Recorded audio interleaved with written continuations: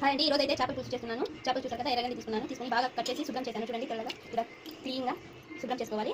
అయితే ఫ్రెష్ మసాలా వేసుకున్నానండి. ఇదేంటంటే కొబ్బరి, ఎండిమిరపకాయలు, ధనియాలు, జీలకర్ర, మెంతులు, 2 వెల్లుల్లిపాయలు, ఎర్రగడ్డ అన్నీ వేసి మిక్సీ చేసుకుని పెట్టుకున్నాను ముందనే.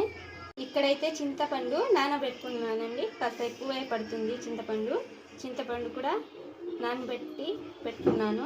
ఇక్కడైతే ఒక మామిడికాయ కూడా వేస్తున్నానండి. చాలా బాగుంటుంది చేపల పులుసులో. ఈ మామిడికాయ కూడా పులుసు ఉడుకుతున్నప్పుడు వేసుకోవాలి. చూపిస్తానండి అది కూడా నేను.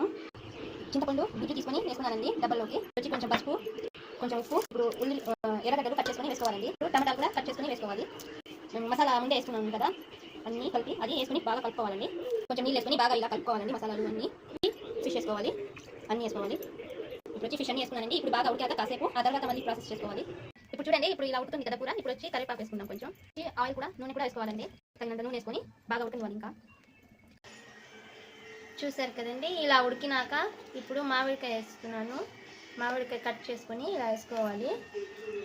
చూడండి, మామిడికాయ వేసుకున్నాను కదా, కొంచెం కొత్తిమీర కూడా వేసుకున్నాను. ఇప్పుడు కర్రీ బాగా కొంచెం చిక్కగా ఉడికినాక ఆఫ్ చేసేసుకోవచ్చు. ఎలా వచ్చిందో మళ్ళీ షార్ట్లో పెడతాను. చూడండి, మా ఛానల్ నచ్చితే సబ్స్క్రైబ్ చేసుకోండి. బాయ్ అండి.